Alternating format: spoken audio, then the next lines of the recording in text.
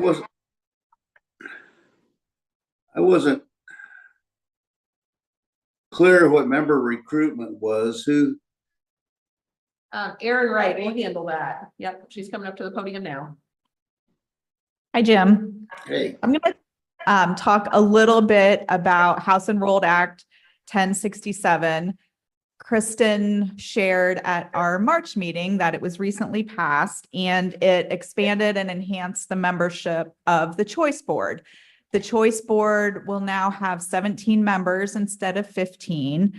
The act also updated the terms of service for members. So there are a number of members whose terms, and they're the members who are in the citizen positions, that will expire June 30th of 2025. And then the rest will expire June 30th, 2027. And then it's a 4-year cycle thereafter. So there are some new positions that were included in the act.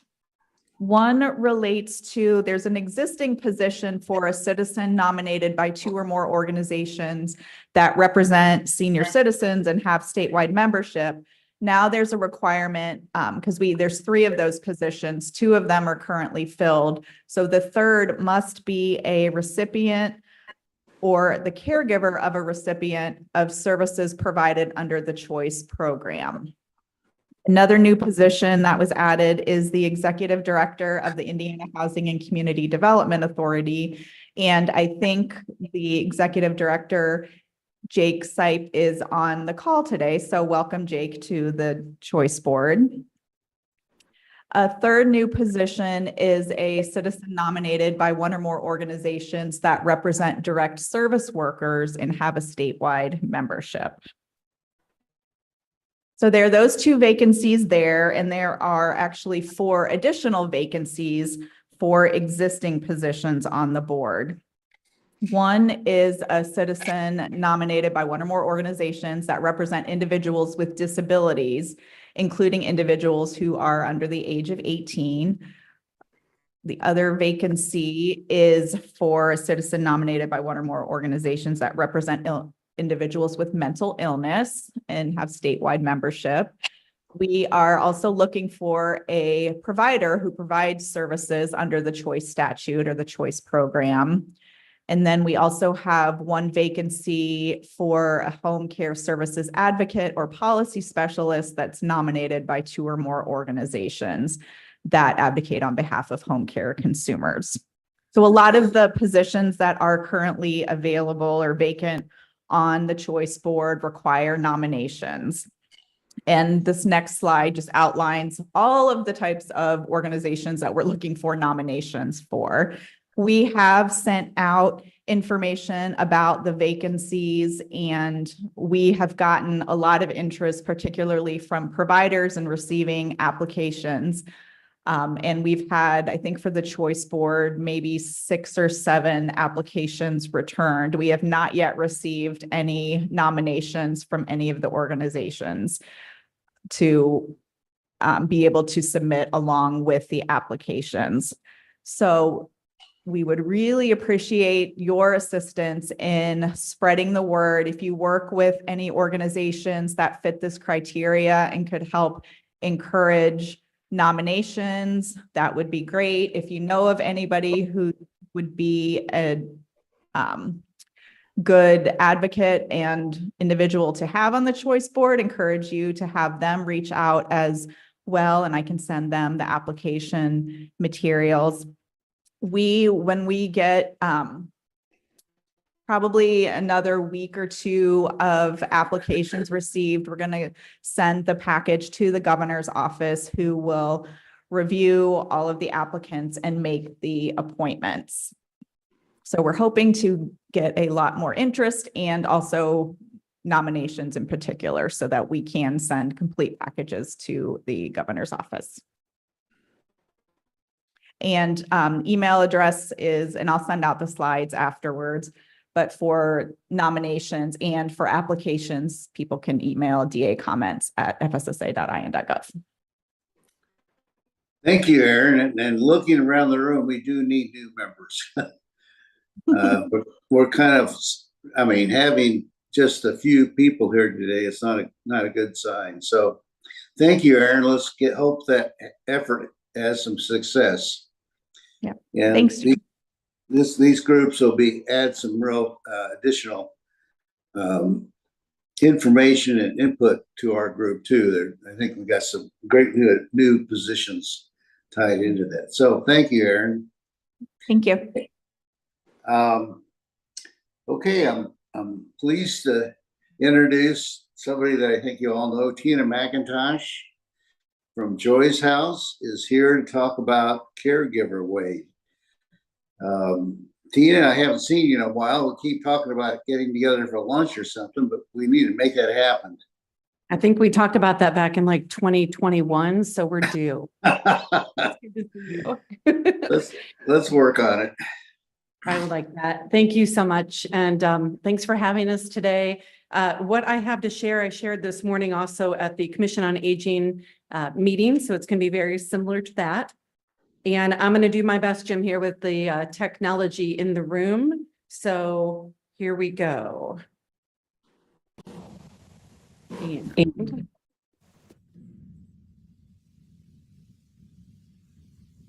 excellent. All right, are we getting an echo or are we okay? You're okay. I think we're okay. Excellent. So I'm going to roll through all this very quickly because we're really here to share Caregiver Way. I do think it's important to mention that Caregiver Way is a business entity of Joy's House. And so I appreciate the introduction, and I think that a lot of the names on the screen are very familiar and people in the room. And so Joy's House started 25 years ago as an adult day service. We have 2 locations, currently one in Broad Ripple and one at the University of Indianapolis. We have 5 lines of caregiver support services. Like many of you in this industry, you start working in one area and you realize if we're not doing something for the family caregivers, we're missing a real need. And so we have our care kits. They are very simply 2-inch binders with template information to help caregivers figure out what it is that they need to have in place and where they can keep it all together. I say all the time, too many people come into a meeting and we're asking them for their mother's social security number and they're like, it's here in the bottom of the purse, or I just texted to somebody. We don't know how to keep everything in one place. And so these have been really helpful. We've given out thousands of these over the years, and these will play into Caregiver Way here in just a moment. We have an end-of-life doula program. It is for people who are terminally diagnosed with some kind of a diagnosis and how they, want to die ideally. If we could help to design that moment for them, who's in the room, who's not in the room, what do they see and smell and hear, and really help to design the atmosphere and advocate on their behalf. I think just as importantly, it's how between now and the day that you draw your last breath, how do you want to live your life? What resolutions do you have to make? What legacy do you want to leave behind? It's about the people, the places, and the purpose. And so I love the tagline on this: living with purpose, dying with peace. Then we have Caregiver Crossing. Caregiver Crossing is a radio show that is designed for family caregivers and those of us who one day will be, which is everybody. We are in Greater Indianapolis Sunday mornings on these 2 channels at these 2 times, and then picked up in Evansville and Southern Illinois as well. And you can find those on the Joy's House website too, joyshouse.org, if you want past episodes. Then we have integrated healthcare coordination. I think a lot of folks are probably familiar with that in this room, but really it's an extension for Medicaid waiver, aging and disabled recipients. It's an extension of the services, an extension of their family. So we can help with prescriptions and medical appointments, transportation, and you can see the list here. But one of those hours every month is a nurse in the home to lay their eyes on the home environment and see what consultation they can provide by being in the home. The one that we really want to share today is Caregiver Way. And so Caregiver Way is, in fancier terms, it's an online community where family caregivers gather to become empowered through education, resources, and each other. You could say it's a website, and you would be right. It is a web app. So you don't have to download it on your phone, but you can pull up visitcaregiverway.com on your phone and it works beautifully. But it is available 24/7, holidays, anytime anybody needs it. And so we're going to get into what it is, show you some samples of this. But before we do that, it's important, one, that we thank FSSA, the Indiana Division on Aging. We wouldn't be here without your belief in what we're doing and filling the need that is so important in our state and the financial support to get it to that place. And so we're really grateful for that. And this has been 5 years in the making. Also, Wrinkle Innovation, many of you know Jonathan Haig at Socoa and who runs Wrinkle Innovation. And then you can see our other partners on here as well. And the box at the bottom, we have a big announcement that will be coming soon, but we didn't get permission to share it today. We have within Caregiver Way, you're going to see 5 communities. And I don't want you to get hung up on these 5 because we will have more down the road, but we have to start somewhere. And we're starting with these 5. So it's self-care. When you first come into the site, if you are not a member, and membership, by the way, is $10 a month. And then we're also working with several organizations and companies who will sponsor and become customers as a company and then share a code with their employees or their affiliates. And so those folks will not have to have any money out of pocket. But if an individual wants to come in, and we've already had a number of them, it is $10 a month and they can cancel subscription anytime. But you'll see a video of Karina Thompson and me, and Karina is sitting here to my right. She is the co-founder with me with Caregiver Way. She is the COO, and this has been something we started talking about in 2019. And then our hard launch is July 1st of this year. The video that you'll see, we're talking about, we always tell people to take care of themselves, and we don't know what that means. So Caregiver Way is going to show you content on how to do the things we're told to do, whether it's self-care, caring for your loved one, financial and legal, end of life, and life after caregiving. And life after caregiving is one, end of life is one we don't talk about a lot anyway. Life after caregiving, we couldn't find anything anywhere talking about life after caregiving. And just even this morning doing the presentation to the Commission on Aging, one of the responses was someone said after her father had passed, she just wanted to scream, and everybody else was kind of like, go ahead, get on with life. And she was like, I don't know what to do. My identity had been placed in being a caregiver for so long. So in Caregiver Way, there are 3 really important things for you to know. One is there's trusted information. You can Google anything that's in Caregiver Way, and you can find 1,000 different things and not know who this expert is, or if it's trustworthy information, if it's outdated. Everything in Caregiver Way is vetted by a content advisory board, so you can trust what's in there. So we want to bring people safety and comfort. Meaningful connection, we'll talk about here in a minute, and self-awareness we'll talk about. Okay, here we go. We're going to stop sharing for a second and start sharing so you can see something else.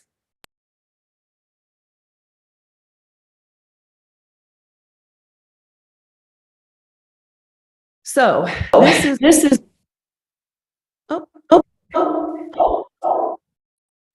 didn't do that earlier. It's not doing it now. Okay, great. We're going to keep going. When you first come in, if you were not already a member, it would look a little bit different. So if you first came in, this is the video I was telling you about with Karina and me explaining what's in the site. I love this beginning here. You can read this on your own because we will give you a code that you can use for the month of between now and the end of June. And you can get in and poke around and see what you think and what we can do better and what you love. But I'm going to read this to you really quick. Caregiver Way is a place where information and connection meet you where you are. Considering you're here, you're probably caring for someone special in your life. And your role, either abruptly or over time, has shifted from daughter, husband, or friend to caregiver. It's possible and likely that you've not been trained on your new role. You're simply doing your best. The good news is that with the right support, you can be all the things you need to be for your loved one and for yourself. Join us in Caregiver Way for education and community as you navigate your caregiving journey. Caregiver Way has content to guide you, a community of caregivers to connect and grow with, and tools to help you reflect and show up as the best version of your caregiver self. It is not a one-size-fits-all tool. A lot of the caregiver apps that are out there, caregiver sites, feel very one size. Like, oh, you're a caregiver, this is the very thing you need to do. In Caregiver Way, you're going to find different ways to do a thing. So let's say it is providing meals for your loved one, how to make that easier on that person and on you. There might be a video vignette from a piece of content, we would call it, from a nutritionist who is telling you how to do it. It might be an occupational therapist. It might be a CNA. It might be Karina and my coworkers. It might be Leslie. And so it could be somebody whose name we're not familiar with, but has been caring for their grandfather for the last 7 years. And so we want to learn from each other. And then as a caregiver, I get to find my own way in Caregiver Way. And it might be my own way that works right now, might not be the same as it's going to be in 3 weeks, but I can move with it, if you will. So I'm going to log in and show you some examples. Want you to think of, if you're familiar with Masterclass, this is kind of like Masterclass and TikTok had a baby. So think small video vignettes or audio vignettes or some articles, but it's all very bite-sized, which is very important for caregivers, as we all know. What you're going to see now is wonderful, and we are really proud to share it with you. What you will see July 1st will have twice as much content, and it will continue to grow. And so we want you to help us be the best product possible. All right. So let's just go into the library, and I'm going to give you some examples. For those of you who are here this morning, I'm going to try and make them different. If you just went in like this, you would see all kinds of options for content, and you can scroll down. And if just at random, you wanted to look at some of these, you could see we've got getting your loved one to eat, purposeful play, thinking ahead, how to get someone's attention, safety tips for area throw rugs, love lies, and countless others in here. It's really not countless. It's about 200 right now. But again, that number is growing. What I want to show you, let's go ahead. Earlier this morning, I shared one of Teepa Snow's. She was one of our contributors. If you are in aging and particularly dementia and some other diagnoses, you probably know Teepa Snow's name. I will tell you, these are ones you could find on TikTok. We've partnered with her and put the best that we think for our audience into this. And hers are a little bit different because they're very TikTok in feel. Oh, let's just pull up. Let's do validating your loved one's feelings. You can see here, it's a 2-minute watch. It's a video. And it tells you it's take time to meet your loved one where they are. So let's see what we get in this one. And I think you should be able to hear it here. You could share this. You see the heart button there. And you can make it in your favorites. And you could also click on Teepa's face and you could go into her biography too. All right. And this one is 1 minute and 4 seconds long. I'm going to let this one play out. What are you doing out here? I want to go home. Come take me home. Yeah, come on, take me home. You live here. No, I don't. Yes, This is your house. This isn't my house. This is Take you me live here home. with me now. Why are you doing this? Mom, come back inside. This No, is I'm not silly. going to go You're home inside. out I'll here. just walk. To where? Home. No, this is your home. Ugh. Yeah. I want to go home. Take me home. I want to get out of here. You want to go home. Yeah. You want to get out of here. Get me out. I need to You're not- go. Here is not I right. want to get home. You want to get home. Yeah. All right. So Yeah. look, I've got food on the stove. Can we eat first and then we'll get out of here? Well, you can eat. I'm not hungry. All right. Can you come Yeah, help me I mean, finish up? but don't trick me. You don't want to be tricked. No. No, I'm not going to So after we eat, you After eat, or we we eat, or whatever, you're gonna take me? We'll get in the car and go for a ride. Yep. No, I wanna go And you're home. wanting to go home. Yeah. We'll get in the car. Okay, All right. I'm not staying long. No, we're just having Okay. food. All right. Right. Thank you. It's hard, I think, on this big screen, it was hard for me to see the words. On my computer, it's very easy to see. But she in the words walks you through. If you don't know Teepa, she was the one with the longer hair kind of pulled back, playing the part of the loved one. And she really could have gone into acting. But she has incredible advice. All right, I showed these two ladies earlier. I'm going to do it again because they're really, really good. This is a very simple foot placement during transfers, 1 minute watch. It's a video. I think I'll go ahead and play at least the first half here so you can just get a taste for what this is. Hey, caregivers, a quick tip for you on your foot position when you're helping your loved one up from a seated position. So what I'm going to say is instead of putting our feet side by side, let's stagger one slightly backwards. This will allow me to rock back a little bit if they come up a little bit quicker than I expect so that I don't lose my balance backwards. For those of us in the industry, some of these things I watch and I'm like, doesn't everybody know this? Right? This is just what you do, right? I mean, Dr. Burke, you're a nurse, like this is just what you do. And then I have to remind myself, it's not true. Not everybody knows how to place your feet when you're transferring somebody. Or Cindy and Christina here that we've also partnered with them. They have quite a number of videos. Not everybody knows the parts of a wheelchair or how to break it down to fold it to put in the back of the car. These are the things that we see caregivers want to lose their minds over, are these things all the time. I showed one this morning with Cindy and Christina where they show you how to change your loved one's under protective garments without taking off their pants and their shoes. Are you kidding me? Like, we all need to know how to do this stuff. And so I'm going to show you just a couple others here. Now this one, if I wanted to go into this Ask Edna feature is actually going to have a more prominent place on the site.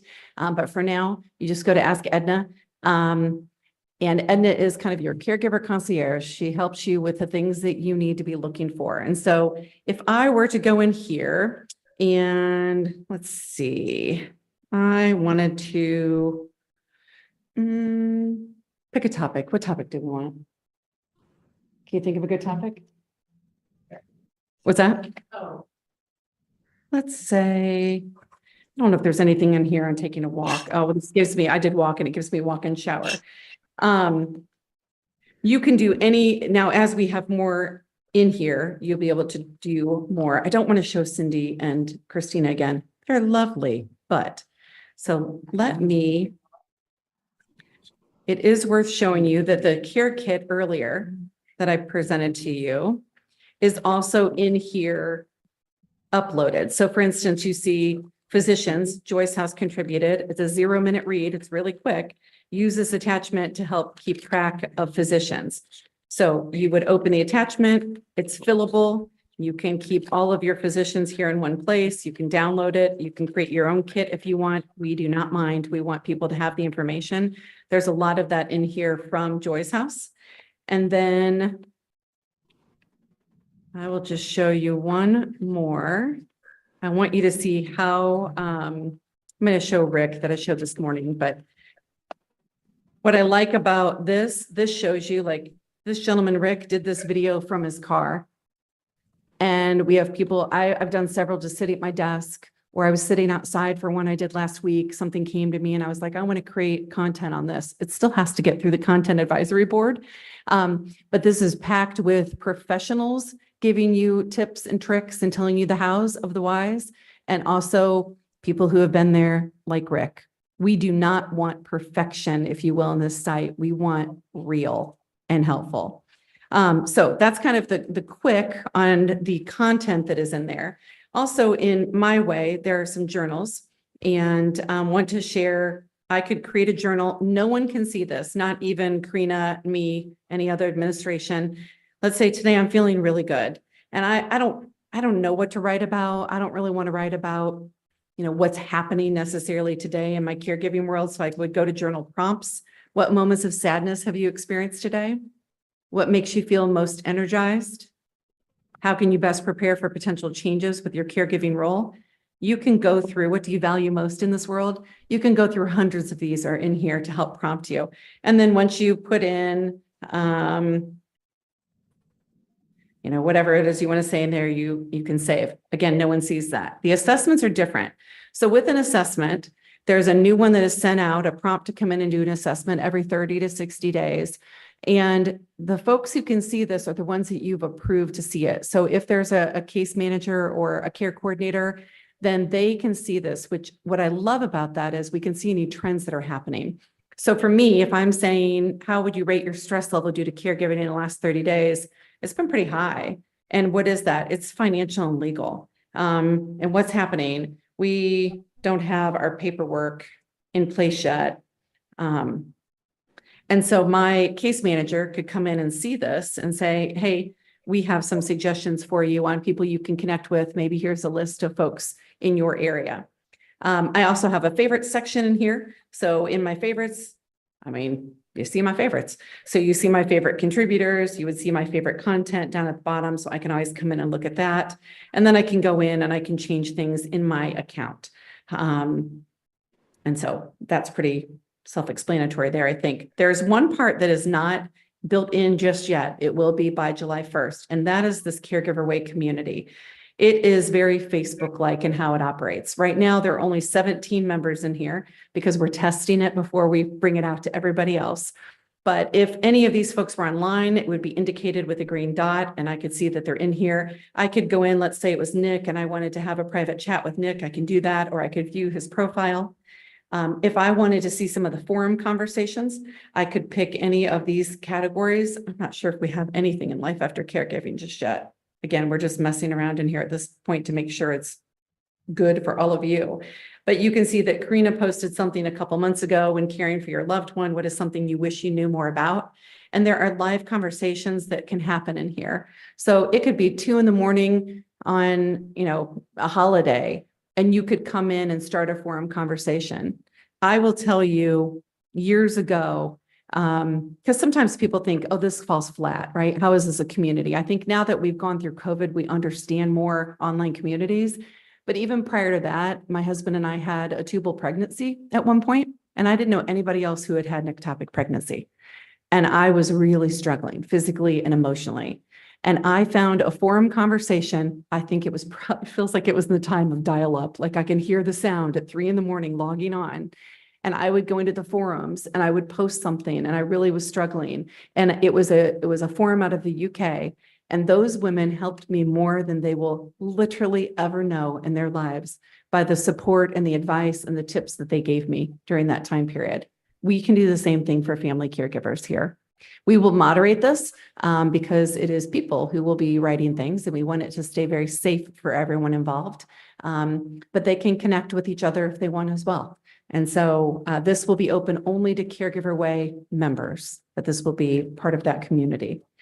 We will drop into the chat a code for you to get in, and the website and my email. So if you get in there and there's anything that you think should be done differently, better, something that you really love, point those things out to us so that we know how to make this the best version for the end users. And between now and then, we're working on a lot of the business plan kind of stuff. We are looking for additional partners and customers and content. So if you know somebody who should be involved with Caregiver Way, please email me or call or text me. I'll put my phone number in there too and let me know. But this is the first online platform for caregivers that tells them how to do the things that people say they should be doing, and a lot of things they don't even know. If our care kit is like a 101 class for family caregivers, this is like a 400 level course.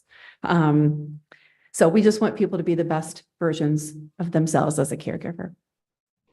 I think that concludes my official presentation. Any feedback, thoughts, questions?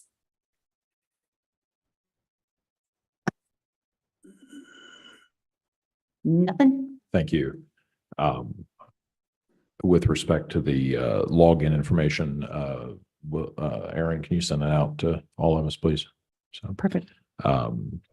You said it's $10 per month? Yeah. So is that for an individual? That is for an individual. Yep. So what about in the case of a family that's providing care, for example, where you have maybe 3 siblings who are taking care of mom and taking turns? Is It $10? would still be, it'd per- still be $10 for whoever has the login information. It is for the one person. We will not obviously be monitoring of like if you shared that with your family members. Sure, but have you thought about establishing a family account and rate?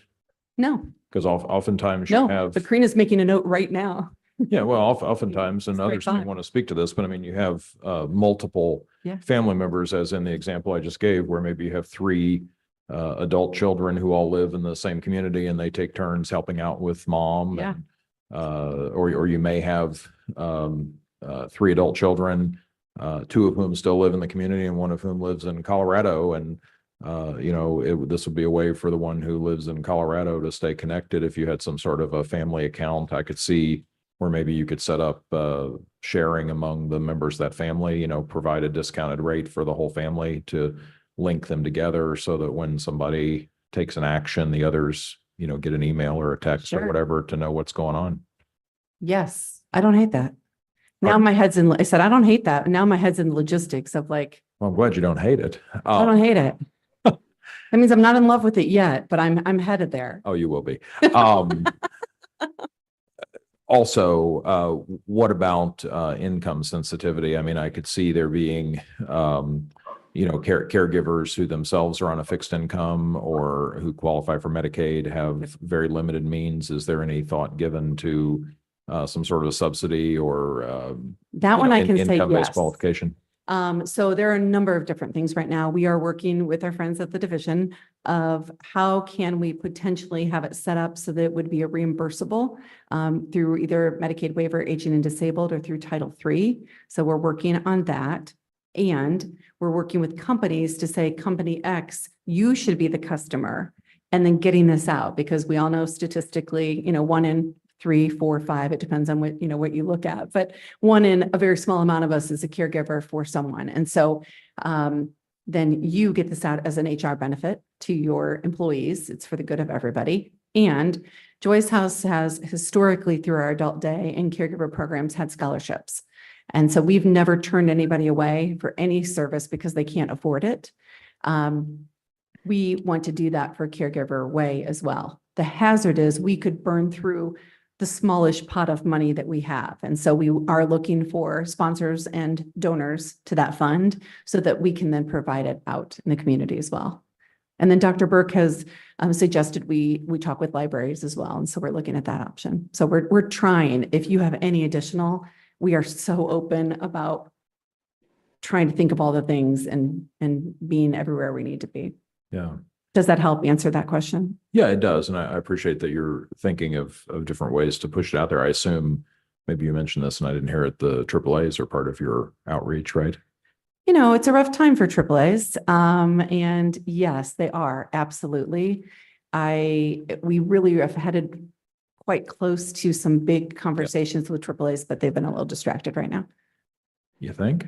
I mean, it is a rough time for It AAAs, is. and we'll get to that later in the meeting. But I think this is also an example of where I would like to see the AAAs focusing more in the future. And, you know, the division and the legislature and others coming together to task the AAAs with supporting caregivers and, you know, certainly doing more around prevention. I've talked a lot about that over the years. And I think, you know, the AAAs are doing some good things around prevention, but there's a tremendous opportunity to do more. Just the video you showed on foot position. I mean, something as simple as that can make a big difference. Yes. Yeah, so I think there's definitely an opportunity to partner with AAAs. I think, you know, we've had the discussion legislatively several times over the years about caregiver support for caregivers of people who are coming out of a hospital stay. And that's been a difficult conversation. We passed legislation probably 10 years ago that took some very modest steps toward, you know, requiring hospitals to do certain things to support caregivers. Many of us felt it didn't go far enough. That was an AARP initiative, legislative initiative. So I think hospitals, what I'm getting at is hospitals would be a great place to push this out. wouldn't it be incredible if, I want to address the hospitals, so don't let me forget that. AAAs, if this could become part of a bundle, Mhm. right? I mean, if this is some kind of a bundle service. I do want to tell you also, I think on that note, how this came to be. Mhm. So let's move into hospitals and we'll do how this came to be. Yep. Hospitals, wouldn't it be great is where I started with that, where I shared this earlier as well. And Karina, I hope you're like, please don't talk about this anymore. But our father passed away on May 19th of last year. And it would have been incredible we're both in this industry, but it's like a plumber with a leaky sink. You kind of forget some of the things because you're emotionally invested. And in the middle of this, it would have been incredible for someone to say, here's a tool upon discharge. Here's a tool for you. Yep. Check this out. Here's a code, even a code for 30 days. I mean, check this out, because there are other videos in here about when you bring your loved one home, how to make sure that when you get them home, everything is easily accessible right when you walk in, when you pull in the driveway. I mean, so yes, I think hospitals are a huge opportunity. Yeah, I love the idea of a bundle, and partnering with AAA's on that. Obviously, the hospitals have an incentive to partner to reduce readmissions. Mhm. And again, I'll use your example of preventing the person you're helping out of a seated position from toppling on top of you. That little thing right there could prevent a readmission. Yes. So I think I think it would be a win-win. So If you happen to know those right people for us to talk with, you will have my email. I'd love to talk. yeah, well, I think we can Great. talk with the hospital association, start there. Yeah. Have you talked with AARP? Yes, Sarah Waddle is on our board of directors as well. Okay. So. I would think they would have strong interest in this, Yes, and obviously they can push it out through their network. it would be incredible. So lots of opportunities. If anybody wants out to there. text Sarah Waddle right now, go for it. Love to Sarah. Well, thank you for the Yeah, these are presentation. great ideas. Thank you. Yeah, and Erin, will you make sure that her contact info is in the email with the link for access and all that, please? And I'll just share very quickly. Thank you for all of that. I'll share very quickly how this came to be. 2019, we were going through a lot of changes at Joy's House. We were looking at who's doing what for caregivers. We gathered everybody in the state who said, we have a product or a service for caregivers. And we said, come and bring the thing and put it in the middle of the table, literally. And that was, Kristen, I think you were on that list. We had several of the AAAs. We had SACOA, being our Indianapolis was certainly at the table as well. AARP, Division of Aging, Center for Aging and Community. So it was big players, right? And we all got around the table. Not much. And we were like, no wonder on the AARP report card, we're the worst in the nation. I mean, it was one of the factors, right? And so we met for several months until we really got bored of each other and not having any solution. And then the group came back and said, okay, we want you three. It was Gene Ross with KB Consulting. It was Dustin Ziegler, who at the time was with SACOA, and it was Joy's House. And they said, you three get in a room and figure it out. Do something innovative for caregivers. So the three of us got in a room and we all pointed at each other and said, you do it. No, you do it. I think you should do it. And in the end, it was, okay, Joy's House, you should do it. Your right reputation, right innovation, right place at the right time to fill the need. And so we started on this. We started this as a social innovation project. Long story made short, COVID came around. I had my second bout of cancer and 12 surgeries in 2020 with some other stuff. We were all trying to figure out how to survive, COVID on the other side of it. But in the meantime, Karina and team, really kept things going. And we did our homework on what was out there like this and couldn't find anything. And then the division came alongside and said, we believe in what you're doing and we have a strong need in Indiana. And we just started doing the thing. And we're really, really proud of what we have. And it's already helping people. Presentations like this, it's already helping people. So we love it. Okay, that's it. I'm gonna stop talking. It's been too long. I have something to say, if I may. What a wonderful opportunity now with Pathways. And working with healthcare providers, because Pathways does. Now, I don't know, it just seems to me that we have a lot of money flowing into Pathways, so we should have a little bit of power in saying some of these things are necessary for family caregivers in Indiana. Now, this is 100,000 people or so. I mean, it's a lot of people. And we get into something like that, that starts to get it in with the healthcare providers. So whatever we need to do there is a way to get it into the healthcare provider networks and get it known. Because being in healthcare, this is like training that's free. Right. No, I'm very much into, let's push that somehow. Thank you.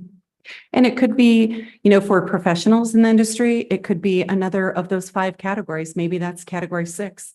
That's literal training, right? For those of us who are doing the work, because sometimes that might be a little bit different and there's going to be a lot of crossover, but here's one of the benefits, I think, and I will be quiet after this.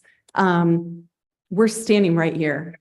I'm going to give you my cell phone number, we want this to be the best and we want it to be collaborative. So this isn't us coming in with our, buttoned up real tight. I always tell people, if you're expecting some shiny kind of suits to walk in the room and, pitch you like for $19.99, here's the product that's going to solve all your problems. We're not your girls. If you want people who have been doing this work for a quarter of a century, who care about the people and see the need and have the innovation to do it, and we're inside of the industry, we're right here. And we want your input, we want your content, we want your partnership.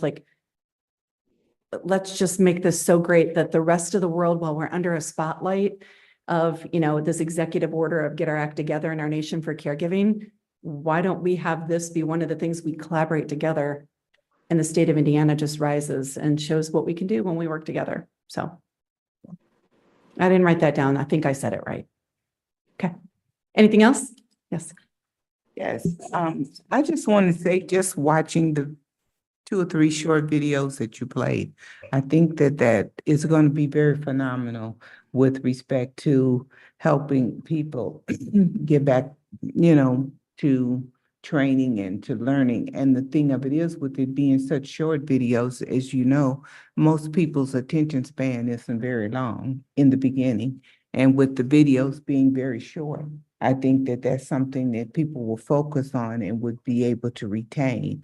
And the good thing about it, they'll be able to go back and revisit them over and over and over again. And with myself just looking at it, I can reflect back to a relative coming by for me bringing my relative over for Thanksgiving. And she was practically doing the same thing that lady was doing.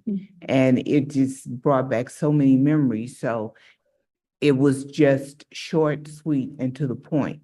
And I think it would be great. And I think that the other thing is, when it comes to information, a lot of times when it's free, people take it lightly.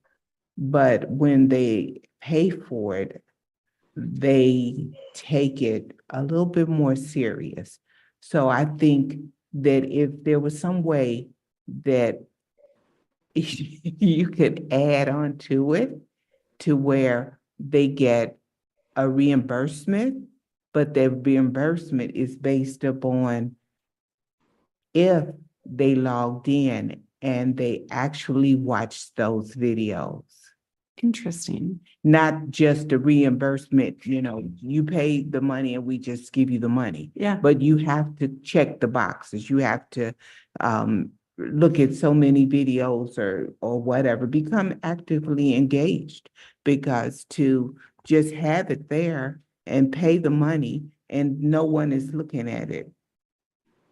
Yeah. Some type of incentive or something, I think, should be added Interesting. to it. I see Andrew's nodding and Aaron's writing, or we've put her to sleep. I don't know, one of the 2 things, but Yeah. yeah. Thank you. So that's my 2 cents. Jim, I think that's all I have. I will drop this in the chat and then I know Aaron will share it as well. So thank you so much for the opportunity to share this. Well, it's a tremendous resource. I'm really excited about what you're doing. Congratulations. Thanks. Let's see, what do we have next? I think Division of Aging. So I think Carissa was going to do the choice data dashboard update. Okay.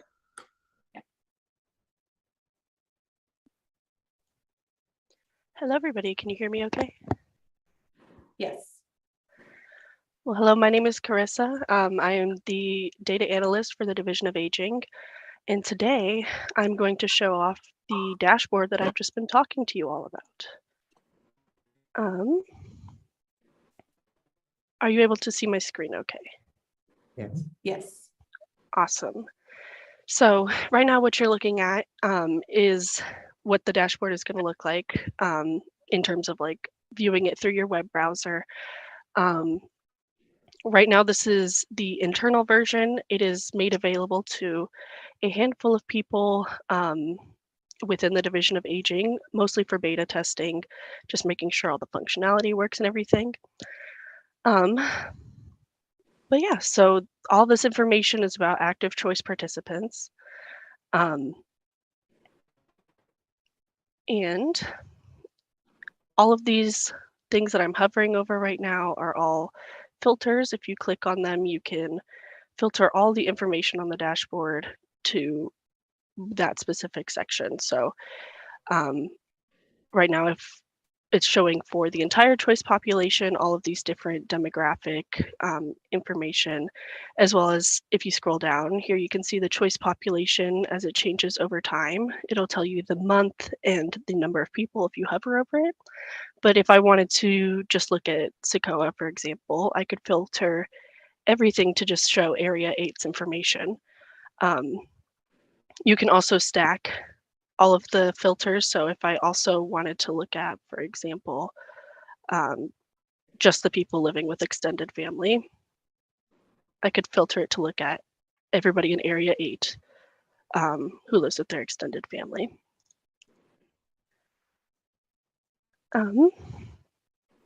So this version of the map, it's showing the overall population distribution. So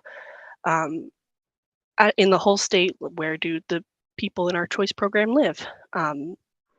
As you can see, it's mostly Area 8, which makes sense as it has Indianapolis and everything.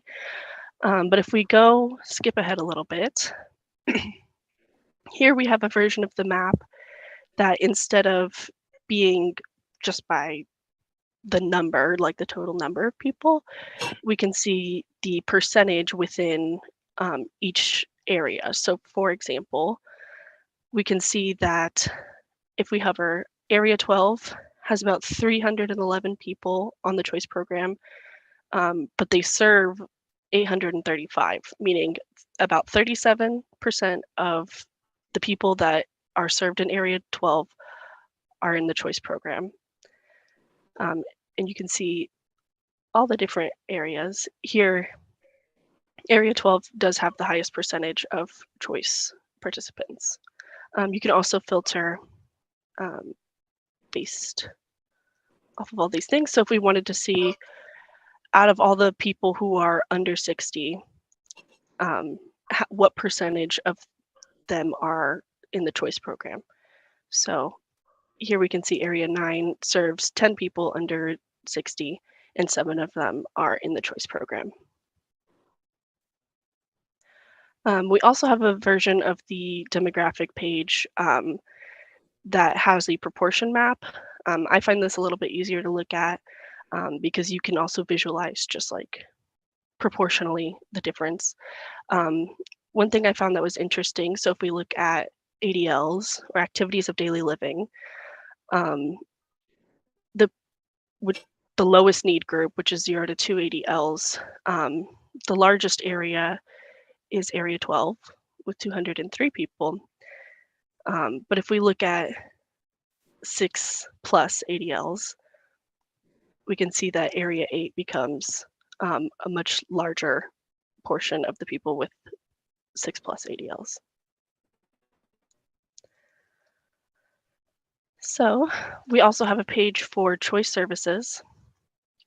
Up top are the planned choice services broken by planned units. There's also an average line that if you hover, it'll tell you the average, as well as the delivered services, both in quantity as well as paid. You can also filter this. So if we wanted to look at attendant care, for example,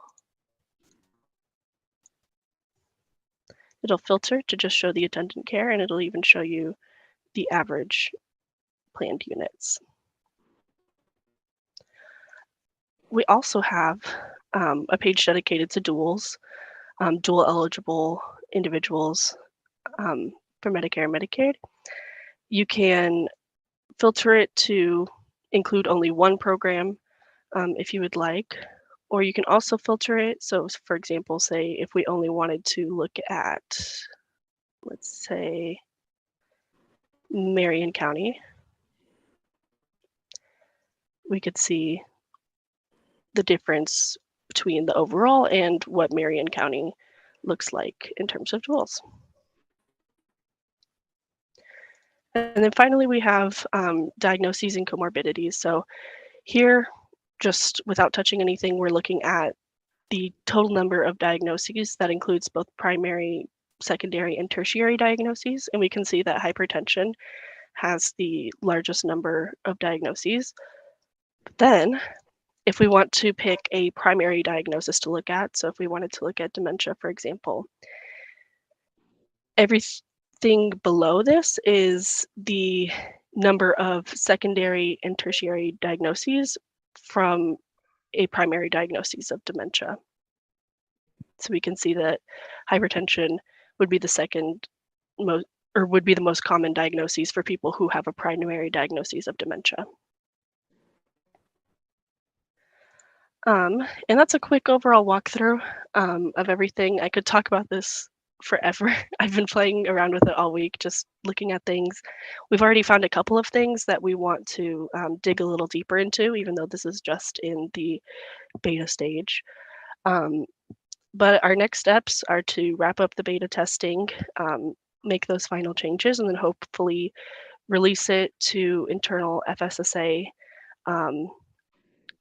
around July, most likely. Are there any questions?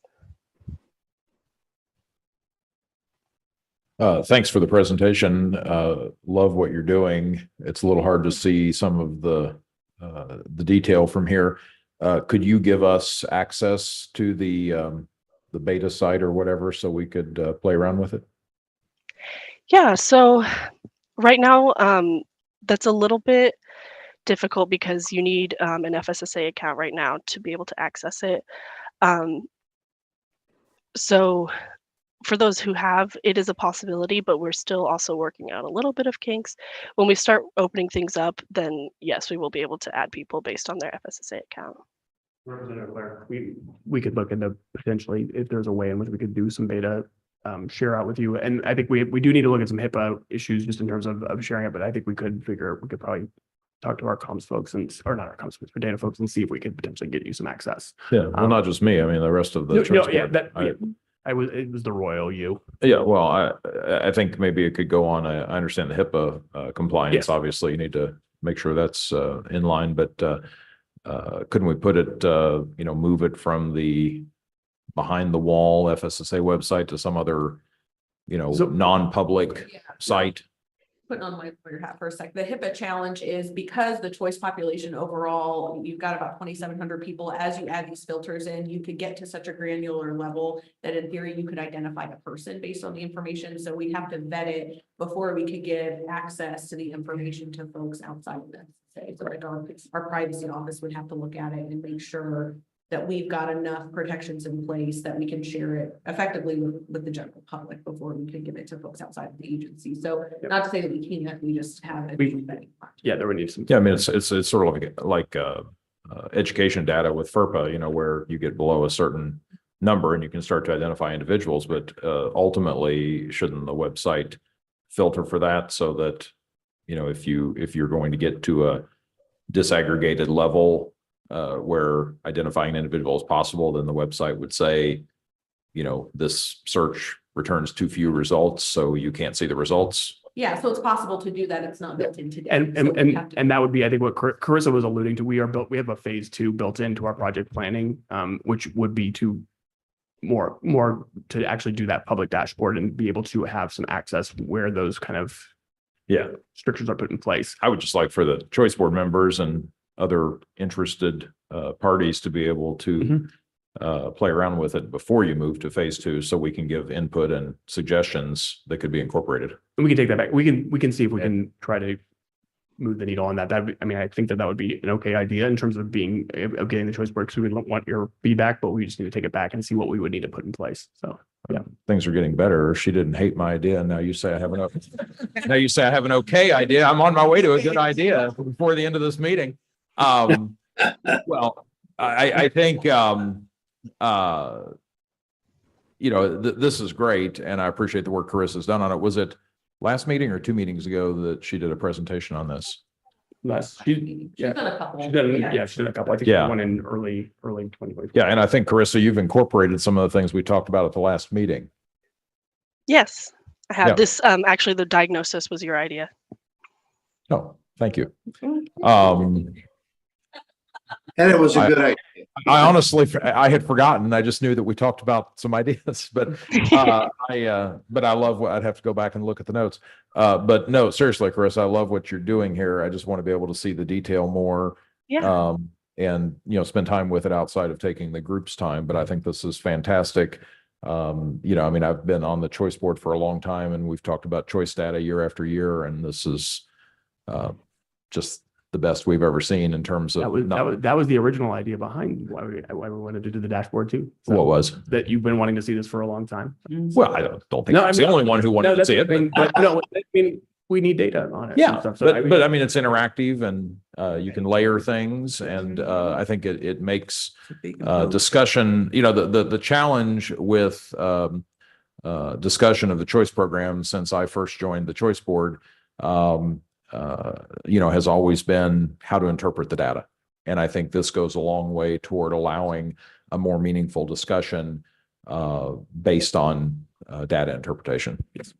Availability and interpretation of data. So thank you guys, including Carissa. Thank you. Yeah, thank you so much. Any other questions? And I'll get out. Well, thank you. Thank you, Carissa. That looks another great resource for us. We've gotten access, at least to visualize 2 great resources today. And that's great progress. I appreciate that. Leslie, I think you have some updates for us. I do, but I do want to echo everybody's thanks to Carissa. Chris, you've done just a wonderful job really spearheading this and also doing these presentations. So thank you again for that. Yeah, thank you. I'm going to give updates on pathways readiness and Medicaid forecast, and then time permitting, some other Division of Aging non-Medicaid updates. I don't know if we'll have time for that, but if we do, I will throw that in at the end here. So pathways update on readiness review and the waiver transition. We are 46 days out from go live. Readiness review continues, and the managed care entities are completing their final documentation reviews and on-site readiness reviews. Pathways members are getting their assignment notices. So that has started this week based on either if they made a plan selection or if they went through auto assignment. They can still choose a different plan up until and past go live. So if someone gets information and thinks, oh, I got assigned to Humana, but that's not who I want, now that I think about it, they can call in and call the enrollment broker and get that changed. They will receive a welcome packet from their assigned plan in June. So that information about their specific plan will start rolling out to them soon.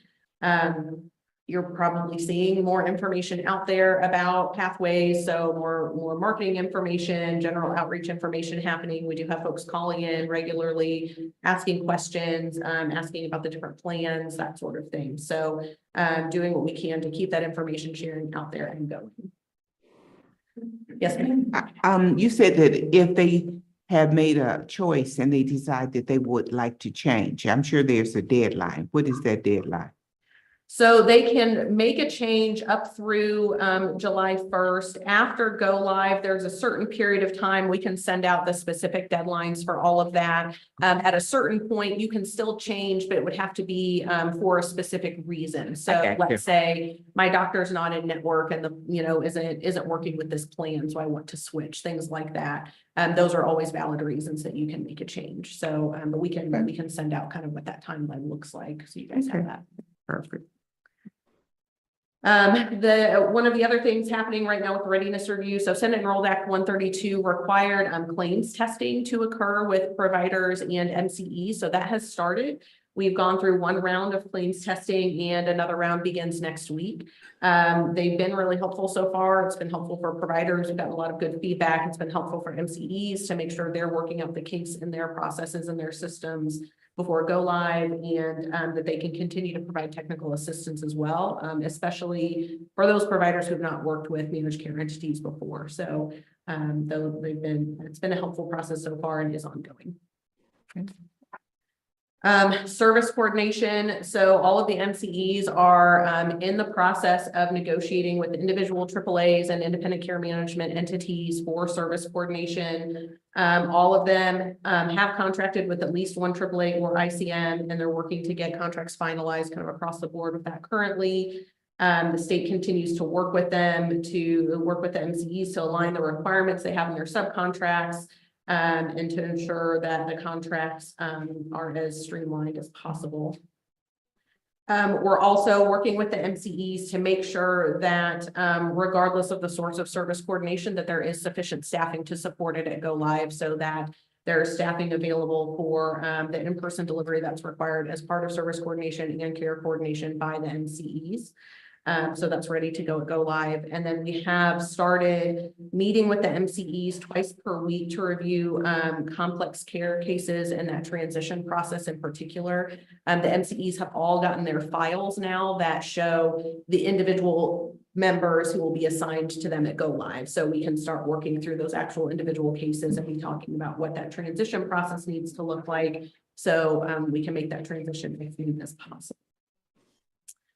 There's a couple of information sessions coming up as well. So there's a June co-inform meeting for Pathways. So for those stakeholders who've been engaged in the co-design process over the past handful of years and have attended those co-inform meetings, there's another one in June to provide an update on Pathways and where we are with readiness and sharing out that information and updates. And there's also a Medicaid advisory committee next week that will have Pathways updates as well. You can continue, certainly, if I know there are some items that came up in the Commission on Aging where folks have been hearing different things about challenges folks might be encountering. If folks are running into issues or aren't getting clarity on something, they can send information to me, to the Medicaid Pathways team, to the Back Home Indiana mailbox, and we can work to get information back to them and answer questions where we can. Questions on Pathways readiness? Yes, sir.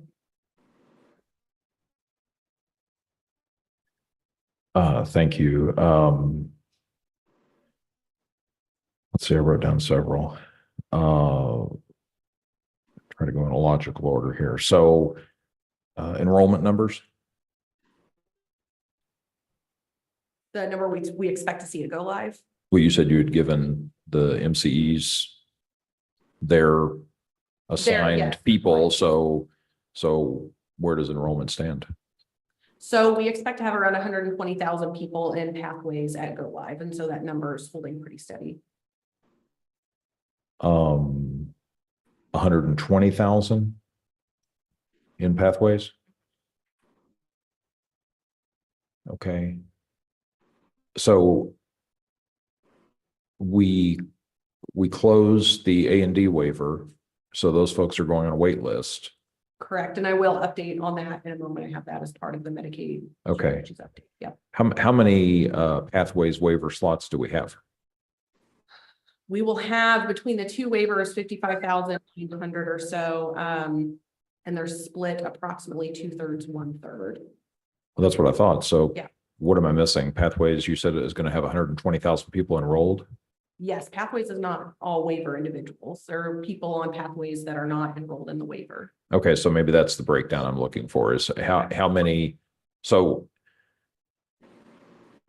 you just said 2/3, 1/3 split between Pathways waivers is the 2/3 and health and wellness is the 1/3. Okay, so 2/3 of 55,000 waiver slots will be Pathways waivers. So those will be the slots for the people who are moving from the A&D waiver to Pathways. Correct. So that math doesn't seem to add up. if we, because right now we have how many A and D slots? We're 50, yeah, like 50,600 or something is what I remember. So, okay, so if we're transitioning, well, we're not transitioning that whole population to pathways. Correct. So what percentage of the current A and D population is transitioning to pathways? Third. So that's why we broke the slots out the way. So the breakdown is based on the current usage. So, okay, thinking through this. So do you anticipate the and I don't want to get ahead of you on the wait list discussion, but the A&D waiver was closed because we were out of slots, right? Correct. So do we anticipate having enough slots on pathways, or will there immediately be a waiting list? So we're still evaluating that. We have, so there are 2 ways that we will have new slots effective in July. We are adding about 5,000 slots total between the 2 waivers. And then a slot count is not the same thing as the number of people enrolled today on the waiver. So we will have some slots from this waiver year where people have passed away or moved out of state or any of those things. So they're no longer using that slot. So it will be available effective in July.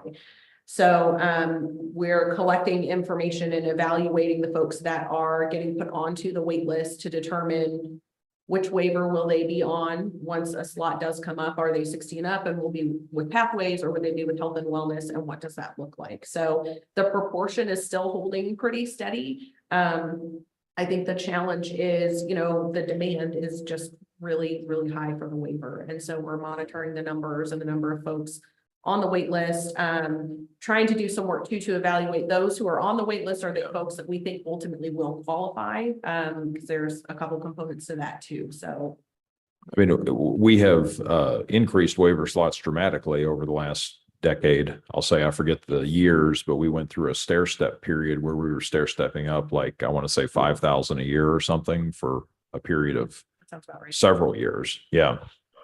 So is there a commitment? Well, you said there are going to be 5,000 more. So does that mean you've already applied for a waiver amendment to increase by 5,000? Correct. So Okay. Effective July 1st. So the waiver for pathways and the waiver for health and wellness, we're splitting A and D into Right. 2. So we increase the number of slots for both of those to reflect that in total.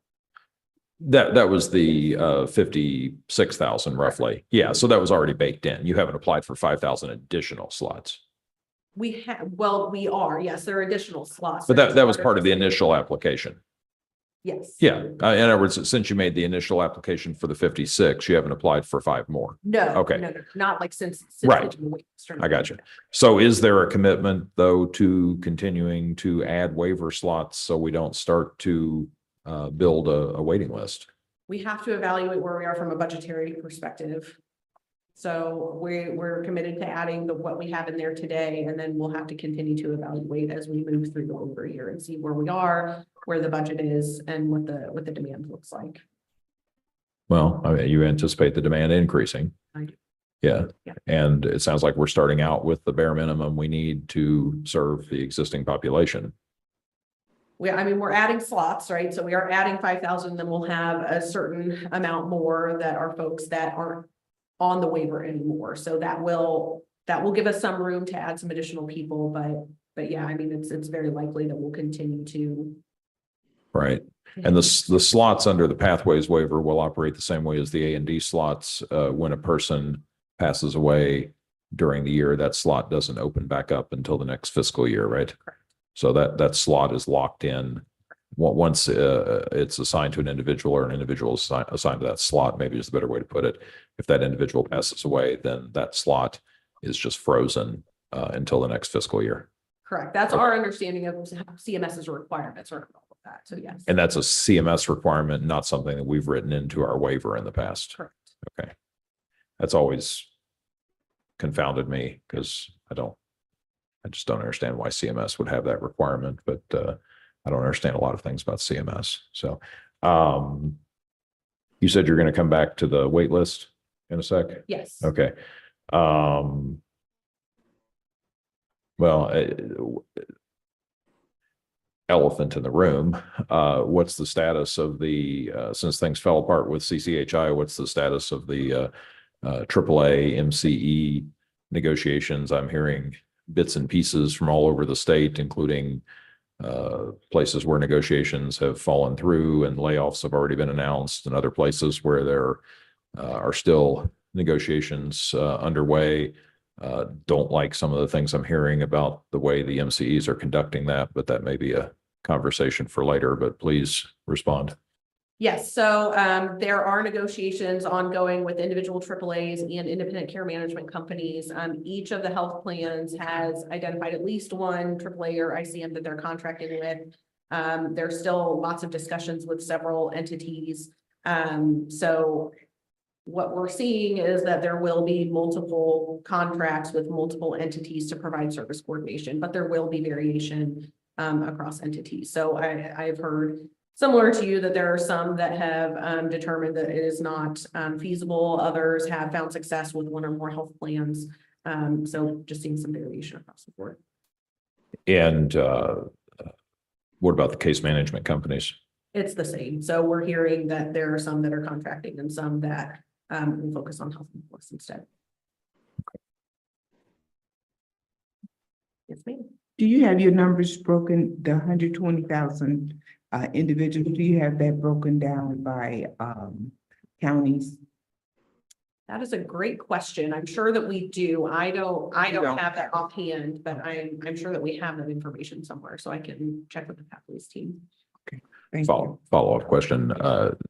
So for the AAAs that choose to enter into a contract with one or more MCEs, are they only going to serve Pathways members in their AAA region, or are they negotiating to serve Pathways members beyond their region? We have not restricted it to their region, so that would be up to the entity and the MCE. Okay. They're generally speaking, for the waiver for care management today, they are not restricted to their regions technically. That's just historically how that's operated, but we don't technically restrict. Yeah, they're not technically restricted, but I think there's always been an understanding that they're going to focus on providing service within their region. And among the many things I'm concerned about is, AAA's,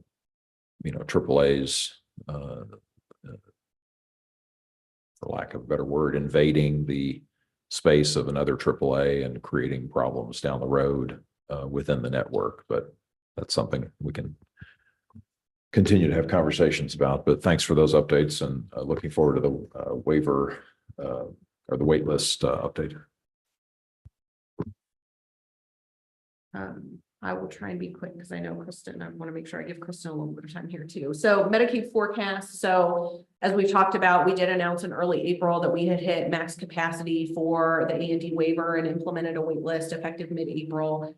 There will be more slots coming available in July. We are working to finalize what that process will look like to roll people off of the wait list when we do have more slots available. We want to make sure that we're doing it in compliance with the waiver in a clear and concise way that folks understand, that aligns with the priority categories required in the waiver. There's just different pieces of that we want to make sure that we are handling appropriately. So as soon as we have that finalized, we'll be sharing that information out so that folks understand what that process looks like, what the steps are to get into an active spot on the waiver when they come up on the wait list to move into an active slot. Yes, ma'am. Well, I'm getting a headache. Trying to figure this out, I'm just puzzled. So let's say I'm on a wait list. I'm at nursing home level of care. I've been approved for Medicaid. I've been assigned, I've been auto-enrolled, or I've had to enroll with one of these MCEs. How does this work with the DSNP program? Because I've got if I'm hospitalized, I've just got a headache thinking about this. I'm not trying to be ridiculous, but I don't understand. I've got friends in this situation. Mhm. I don't understand how this works together. Because what if I come out and who's paying for what? So well, so if you're waitlisted on the waiver, but you qualify for Medicaid and Medicare, you're still in your D-SNP, Correct. right? That is not impacted by being waitlisted for the waiver if you otherwise qualify for Medicaid. So I'm still going with that plan with what they have in the. If that's what they choose, because they can also disenroll from a D-SNP and they can enroll in fee-for-service Medicare or another Medicare Advantage plan too. They have that choice. But yes, but they don't have to be on the waiver to be in that D-SNP in pathways. That's the. And they can be in original Medicare. Yeah. So if they're really struggling and they're on this wait list right now, since they've been approved for Medicaid already, and Medicaid nursing home is an entitlement, they can say, once July 1 comes, they can say, I want to go to a nursing home.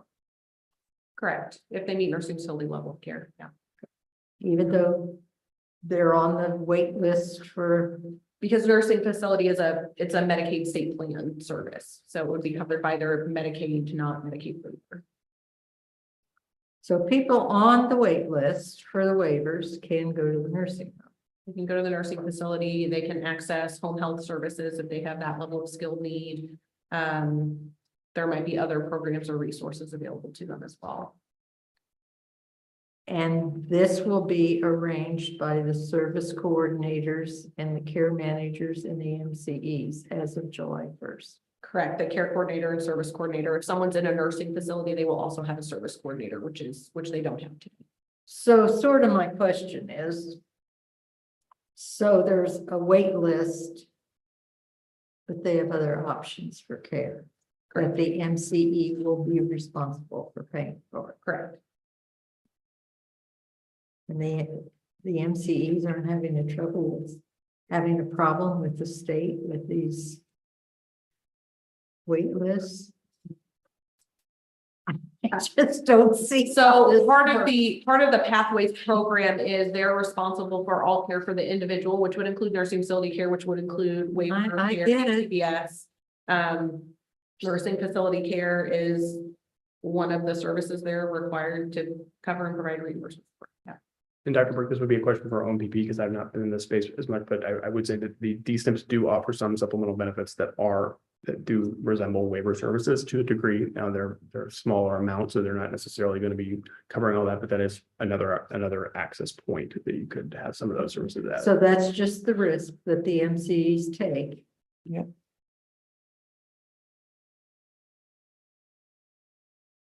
Okay. Thank you. It's a calculated risk. Yeah. Yeah. Yeah.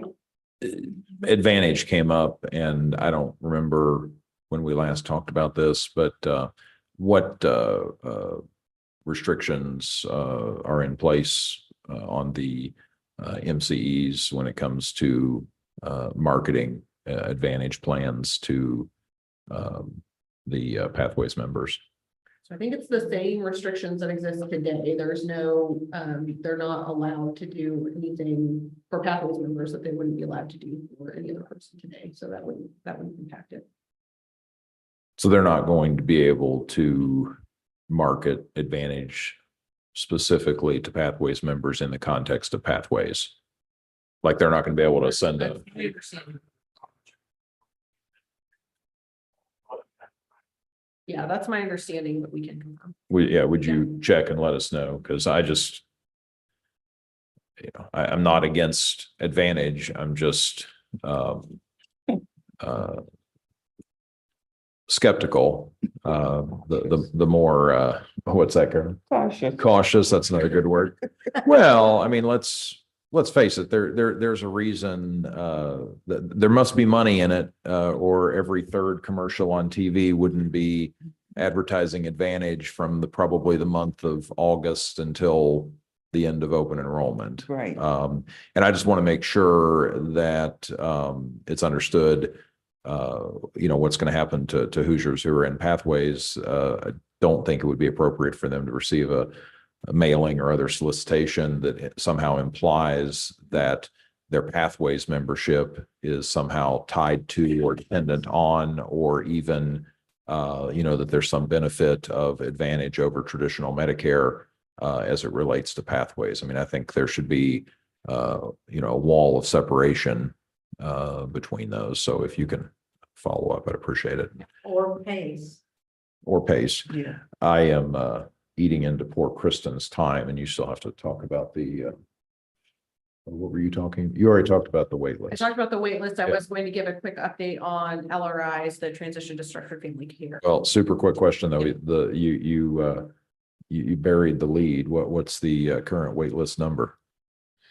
So we know it's at least around 5,000 right now. We are continuing to see people added, and we're working to validate. No wonder you buried the lead. Well, the reason I kind of offer caveats though too, is to get on the wait list, you don't have to have even applied for Medicaid. So Sure, not everybody. that are not going to ultimately qualify. We don't want to be too restrictive for Yeah. people on the wait list, but we're trying to also think about as that number goes up, and it's starting to go up. Yeah. Is there a way for us to understand more? Who are we actually seeing on this wait list? Because what we don't want is you've got all these folks on the wait list, they come up, we have to give them a certain period of time reasonably to make sure they have all their ducks in a row to use their waiver slot. If they're never going to qualify, you're just delaying access for people who are on the wait list who really legitimately will. So I wasn't trying to bury the lead. It's more that there's still just stuff we don't fully understand about that number. And so, but it is, yes, it's in the thousands. I mean, I just have to give you a hard time. I think it should, and I understand completely that not everybody who is on the list, or even a majority of them, will ultimately qualify or begin services under the Pathways waiver, but some percentage will. Yeah. So I can't remember statistically, what has happened longitudinally with past waiver wait lists for A and D, but I mean, let's just say hypothetically that out of the 5,000 you have on the wait list right now, 2,000 end up being eligible for services under Pathways. I mean, that should be like a flashing red light, because based on the full subscription of the existing A and D waiver, that means we've already blown it, and we're going to start out with a wait list on Pathways of not just a theoretical wait list, but we're going to have actual people who ultimately will qualify for services who are on the wait list. So, I mean, you talked about the budgetary discussion earlier. I mean, I think now's the time for the budgetary discussion, because, I mean, we're going to have people waiting on services, right? it's very possible. Yes. Yeah. I mean, like I said, that demand continues to go up, and Could we even agree on the word likely? Okay. I don't mean to be.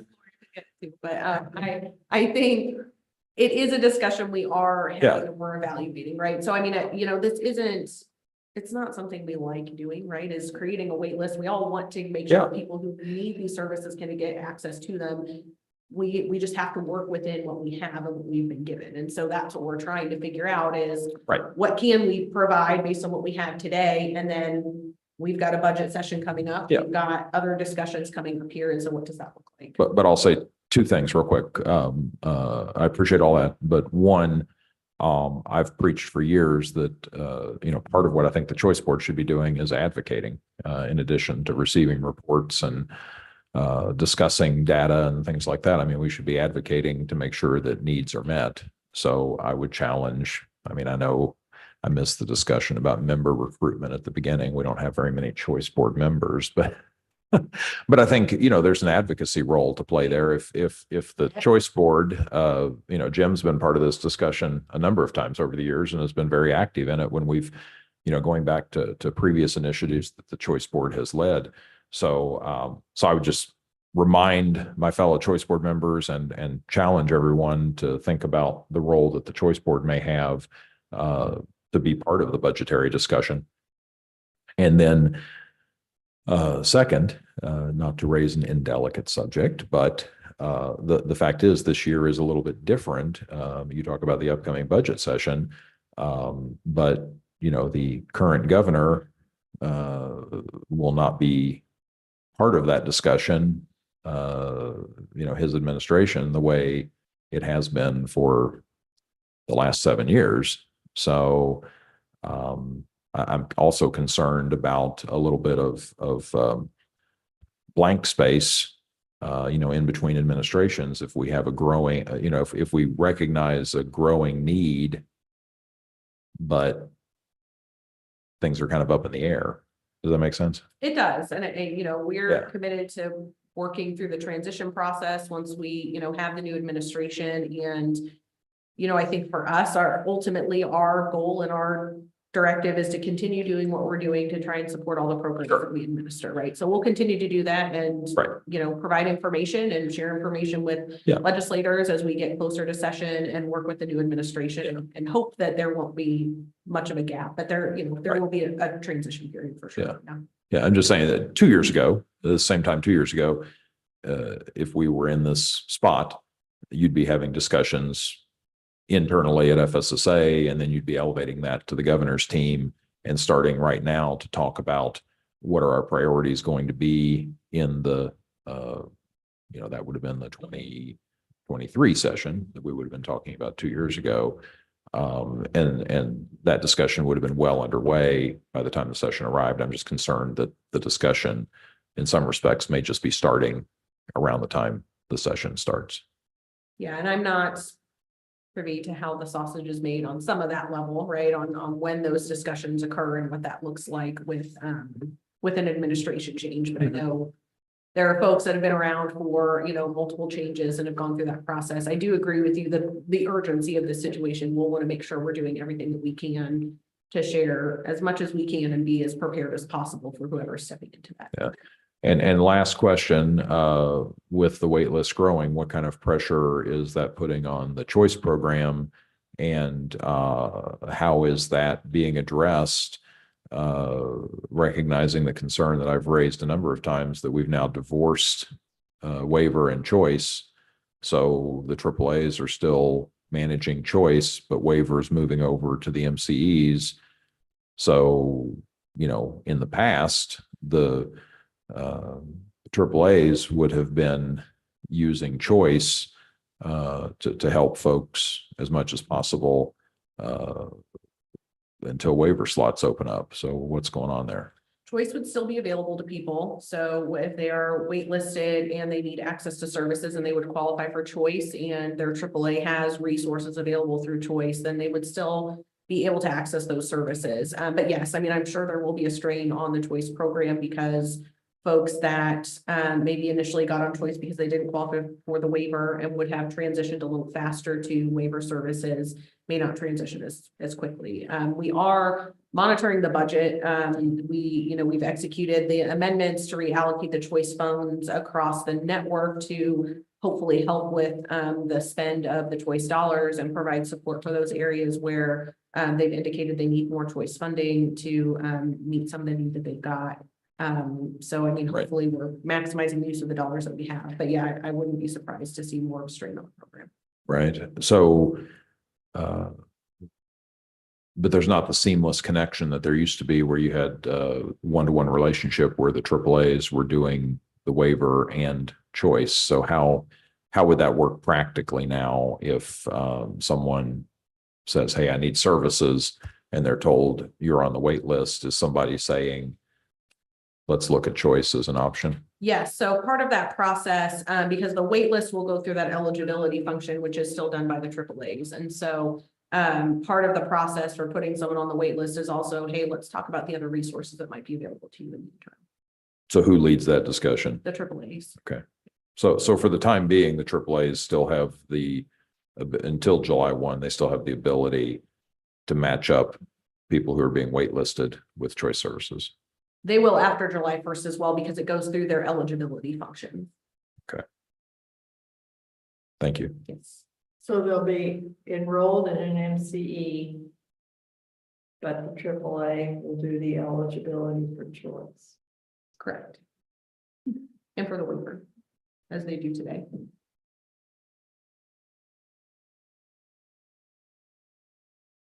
The managed care entities will not determine eligibility for the waiver. They may collect information that is then shared with with the AAAs to complete the assessment, but they won't. The MCEs don't determine eligibility.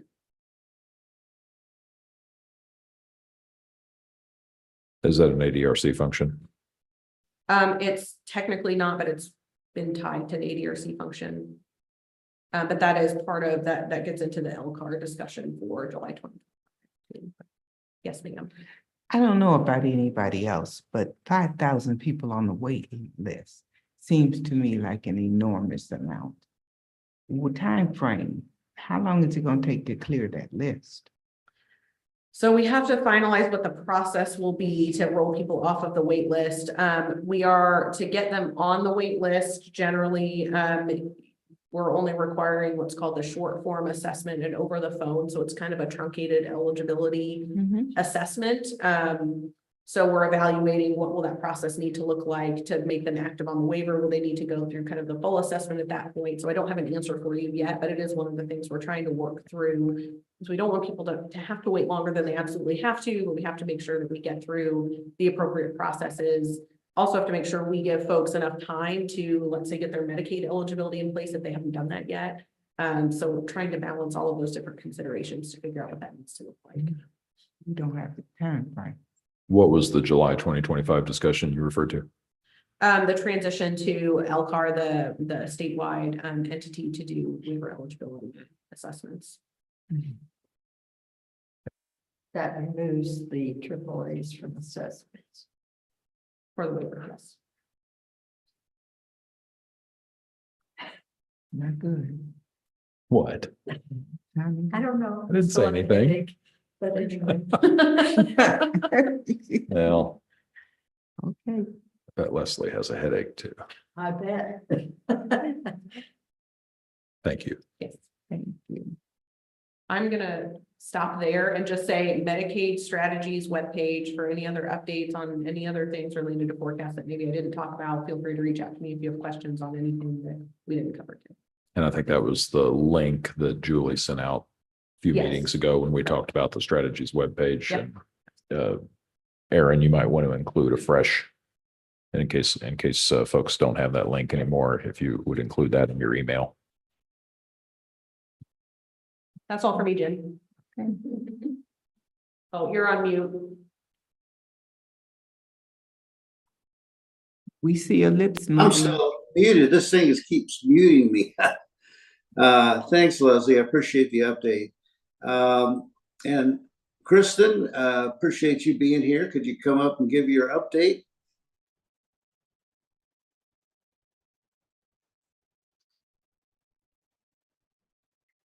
Hello, everybody.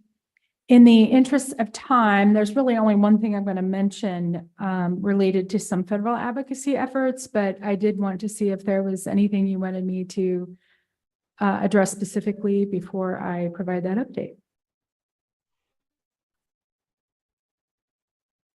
I'd like to hear your perspective on the AAA MCE negotiations. So one of the things that I've been trying to kind of help share with our board is that there's a difference between operating in the network environment, which we do as the AAA network under Older Americans Act, under Choice, informally with the fee-for-service Medicaid waivers, and operating as an independent provider. And given that we do not have a network solution at this point for service coordination, this throws the AAAs into the realm of being independent providers, like the independent care management entities.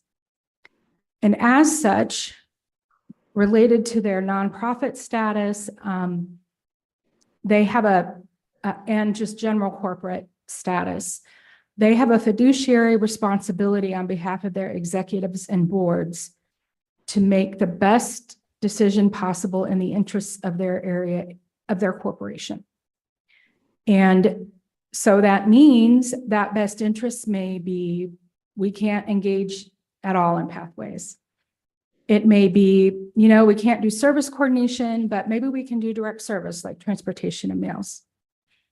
It may be, we may be able to work something out around service coordination with one or more of the MCEs. It may be we can provide services, and you know what? It's in our best interest to provide them in various regions of the state, similar to other kinds of providers in this long-term services and supports network. So I really want to encourage people to understand that if there are decisions that result in AAAs going outside of their regions or things like that, in some sense, they have a responsibility to do that if it's in the best interest of their agencies, and that we shouldn't be mad or upset or trying to hold it against people or agencies for upsetting, you know, an apple cart that exists in the network environment but does not exist in the independent provider environment. So I just kind of want to share that. We're going to end up with 15 different postures related to Pathways engagement by the time it's all said and done. And we really won't know kind of where everything falls out until July 1st, when that information is really available to be public. So it is really difficult. We're so used to operating as a network and looking out for the best interests of a strong AAA network. This has been a really difficult thing to think about. You know, people aren't necessarily used to having to think independently on behalf of their own agency and these kinds of things because they're used to the network solution. So it's just hard. And I appreciate all of that, Kristen, but you know, let's face it, they're doing it. Certainly they have an obligation to do what is best or what they perceive as best for their individual entity. But they're also doing it with a gun to their head. I mean, you know, there was never any discussion of a 41% rate cut until there was a 41% rate cut. And then they were told, you know, you got to decide, what was it, next week, whether you're in or out. So 2 years of discussion and, you know, what I thought was good faith discussion, and then sudden announcement of a 41% rate cut, changes in terminology, and a gun to your head to act by next week. Now, obviously that backfired because the time frame has stretched out considerably from what was originally provided. But I want to be real about, you know, about what has transpired, because it's not like the AAAs were approached either as a network or as individual agencies and said, here's something we'd like to talk about over the next 3 months or 6 months. You know, it was like, here's the deal, take it or leave it next week. So it's hard to make, I think it puts all the AAAs in an unfair position, you know, to have to act very quickly. And as I understand it, without adequate information regarding even the scope of, you know, of what they would be doing. So they're operating in the blind as well, agreeing to contracts when they don't necessarily know what the contract is going to require, or the contract says that what's required can be changed along the way, you know, that the scope can be changed. And I really hate to think that one of the net results of this is going to be to undermine the network that has been so successful for so long. You know, we have worked for a decade, literally, to provide a network solution in MLTSS. So this has been very difficult and disappointing. And I know you have worked on that yourself for that period of time. So I appreciate your measured comments, but I know it's been a very difficult time for you and everyone who has worked with you in good faith on this.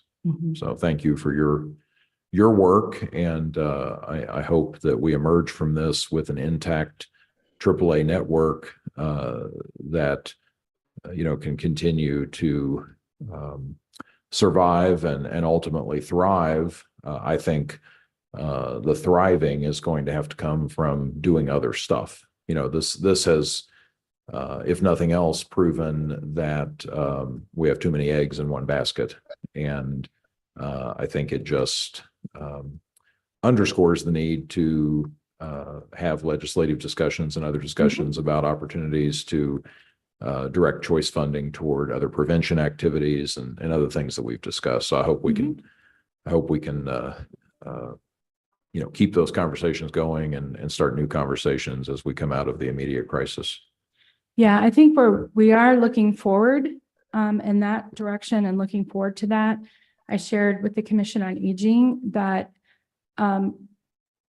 Medicaid is just one funding source. It's not the only funding source for long-term services and supports in our state. And that we're still going to be here. We're still going to be available to all citizens of the state. We want to be that robust front door to anybody who needs to access services. And so there's a significant mission that still needs to be accomplished. And we have a lot of hope related to what might happen within the multi-sector plan on aging, opportunities there, opportunities potentially with APS, redesign, that kind of thing. So while, this is a population that if we're moving away from causes a lot of disruption, it's not something that the agencies won't recover from and move forward, just like any nonprofit that has a big shock. So thank you. The one update I did want to provide you is that we have had the opportunity to work with Senator Braun's office fairly closely related to Older Americans Act reauthorization. In your packet, although I mentioned this in March, we've included the priorities, our national priorities related to Older Americans Act reauthorization, and several of those priorities are Indiana's priorities as well. And in fact, we seeded one of them a long time ago related to the combination of the nutrition titles, at least with our state or our national association. So we've been forwarding those opportunities with Senator Braun's staff. And Senator Braun is the ranking member of the U.S. Senate Special Committee on Aging and is part of a group of 8 bipartisan senators that are drafting the Older Americans Act reauthorization language for the Senate. They are having a hearing next Thursday morning at 10 a.m. Eastern on the Older Americans Act reauthorization, the Senate Special Committee on Aging. As part of that, Senator Braun has invited one of our AAA executives to provide that testimony. And they were provide testimony among another 3 or 4 witnesses. And they were very interested in having Indiana represent a more rural perspective. And as such, we're pleased to share that Laura Holscher from Generations will be in DC on Thursday, providing that testimony on behalf of our network and sharing the impact of Older Americans Act in Southwestern Indiana. And so she's been a member of her organization for going on 30 years and has, if that's not her entire career, it's most of her career, has been spent forwarding the mission of the Older Americans Act and area agencies on aging. And so we're just, really pleased. She's working with the Senate office and working with our National Association to, draft some bang up testimony. They are streamed live. The hearings are, they're not posted yet, or they weren't last night. And I think I checked again this morning. The hearing's not yet posted on the committee calendar. So hopefully by early next week it will be, and we can all, watch and cheer her on. So the rest of the information in the packet references things going on for Older Americans Month, Golden Hoosier. And then a significant part of the packet includes summaries of a lot of final rules that have been released by Health and Human Services that do have an impact on long-term services and supports, including the APS final rule, including the Medicaid access final rule, nursing facility staffing rules. The list goes on. Also with the non-discrimination, accessibility and healthcare services. A couple final rules around that. So you'll see a lot of rules stuff in there, but there are really some significant things that will actually do a lot of good for the people we serve. You mentioned the staffing rule. I Mhm. saw you included several things in the packet regarding the staffing rule.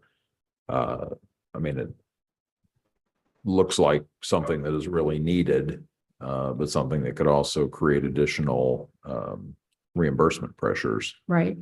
Yeah, nationally, not just in Indiana. Yeah. Between where Medicaid is able to reimburse and the direct service workforce crisis, which affects nursing facilities as well, it's going to be very challenging, I think. I mean, I think that's something we have to be cognizant of in the Mhm. budget discussion because Mhm. it's just going to put more pressure on the Medicaid budget, I think. Mhm. I Oh, mean, absolutely. Pressure. As will the HCBS access rule, because that is the rule that requires 80% of reimbursement to go to the direct service worker.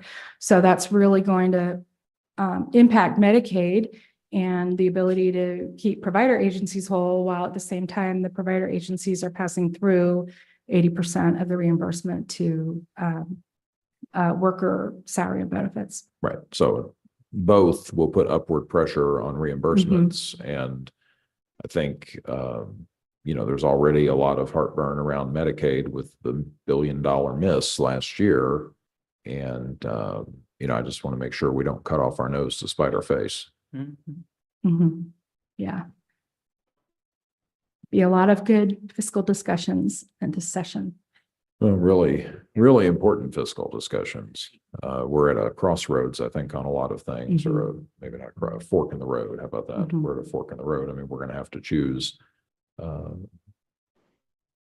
whether we're going to invest in a sustainable program or, leave people without services or without adequate services.